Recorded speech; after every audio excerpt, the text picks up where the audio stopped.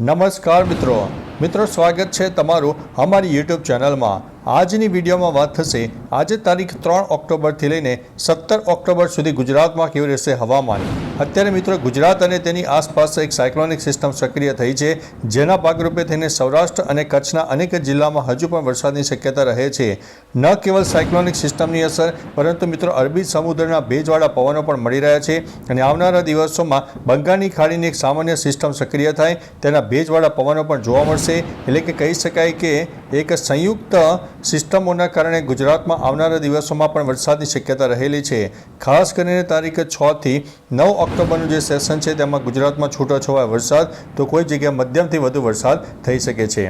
હવે મિત્રો તારીખ પ્રમાણે જણાવીએ તો આજે તારીખ 3 ઓક્ટોબર છે, તો આજ રોજ અરબી સમુદ્રમાં એક મજબૂત સાયક્લોનિક સિસ્ટમ સર્જાય છે, જે કચ્છ અને સૌરાષ્ટ્રના અનેક જિલ્લાઓને પ્રભાવિત કરશે। અનેક જિલ્લામાં મધ્યમથી વધુ વરસાદ પણ થઈ શકે છે। આગામી 24 થી 48 કલાક આ જે સિસ્ટમ છે તેની અસર જોવા મળશે, એટલે કે હજુ પણ ગુજરાતમાં વરસાદની શક્યતા રહે છે।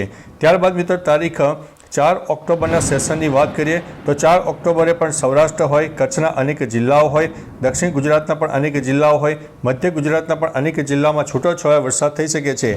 અત્યારે ભલે તમને કોઈ જગ્યાએ વાતાવરણ ખુલ્લું દેખાય, પરંતુ બપોર બાદ એક ક્લાઉડ ફોર્મેશન સર્જાય, લો ક્લાઉડ ફોર્મેશન સર્જાય, જેના કારણે આવનારા દિવસોમાં હજુ પણ ગુજરાતમાં વરસાદની શક્યતા રહેલી છે। તારીખ 5 ઓક્ટોબરની વાત કરીએ તો બંગાળની ખાડીની એક મજબૂત સિસ્ટમમાં દક્ષિણ ભારત, મધ્ય ભારત અને પૂર્વ ભારતને પ્રભાવિત કરશે। અરબી સમુદ્રમાં બનેલી સિસ્ટમને કારણે અને ભેજવાળા પવનને કારણે તારીખ 5, 6 અને 7 તારીખથી એક વરસાદની નવી સિસ્ટમ રૌદ્ર સ્વરૂપ ધારણ કરશે, જે ગુજરાતમાં છૂટોછવાયો વરસાદ આપી શકશે। ત્યારબાદ મિત્રો તારીખ 6 ઓક્ટોબરની વાત કરીએ તો સૌરાષ્ટ્ર, મધ્ય ગુજરાત અને દક્ષિણ ગુજરાતના અનેક ભાગોમાં છૂટોછવાયો વરસાદ થાય તેવી શક્યતા છે। ઉત્તર ગુજરાતના કોઈ એટલે કે કહી શકાય કે 1 અથવા તો 2% વિસ્તારમાં છૂટોછવાયો વરસાદ થઈ શકે છે। કચ્છના પણ પૂર્વ તરફના વિસ્તારમાં સામાન્ય વરસાદની શક્યતા રહેલી છે।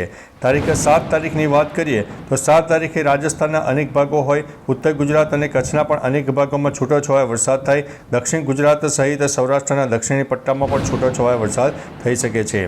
8 ઓક્ટોબરની વાત કરીએ તો 8 ઓક્ટોબરે વરસાદની તીવ્રતામાં નોંધપાત્ર વધારો થાય। સૌરાષ્ટ્રનો ઉત્તર, મધ્ય અને પૂર્વ તરફના વિસ્તાર હોય, મધ્ય ગુજરાતના પણ ભાગો, દક્ષિણ ગુજરાત અને ઉત્તર ગુજરાતના પણ અનેક ભાગોમાં છૂટોછવાયો વરસાદ તો કોઈ જગ્યાએ મધ્યમથી વધુ વરસાદ થઈ શકે છે।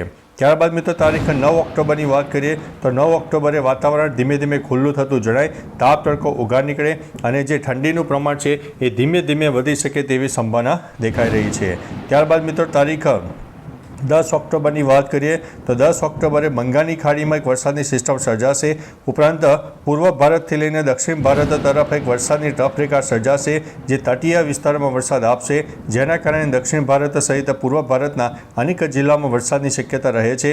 અને બીજી તરફ દક્ષિણ ગુજરાતથી લઈને કેરળ સુધી વરસાદની એક સામાન્ય ટફ રેખા સર્જાશે, જેની અસર 2 થી 3% આપણા ગુજરાતને પણ જોવા મળી શકે છે। 11 ઓક્ટોબરની વાત કરીએ તો 11 ઓક્ટોબરે દક્ષિણ ભારત સહિત દક્ષિણ પૂર્વ ભારત અને પૂર્વ ભારતના અનેક જિલ્લાઓ પ્રભાવિત થઈ ગુજરાતમાં આંશિક વાદળોનો રાઉન્ડ જોવા મળે અને ઠંડીનું પ્રમાણ નોંધપાત્ર વધી શકે છે।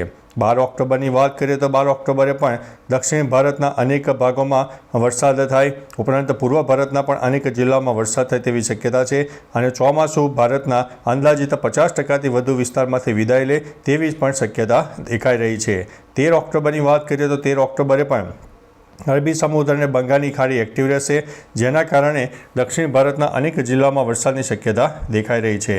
14 ઓક્ટોબરની વાત કરીએ તો 14 ઓક્ટોબરે પણ કેરળ સહિત અનેક તટીય વિસ્તારો એટલે કે દક્ષિણ ભારતના અનેક જિલ્લાઓમાં ભારે વરસાદ થઈ શકે છે। કોઈ જિલ્લામાં તો 1 થી લઈને 4 ઇંચ કરતાં પણ વધારે વરસાદ જોવા મળે।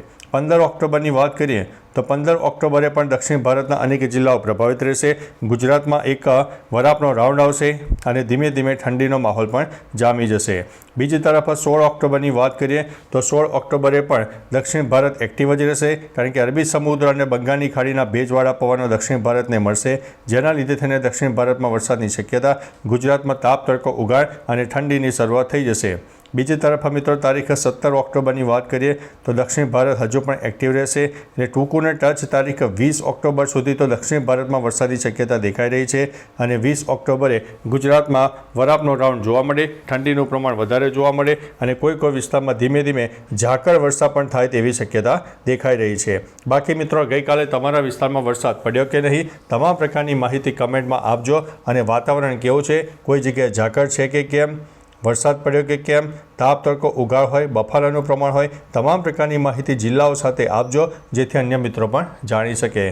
તો ચાલો મિત્રો ફરીથી હવામાનની લેટેસ્ટ માહિતી લઈને મળતા રહીશું. ત્યાં સુધી અમને રજા આપશો. નમસ્તે.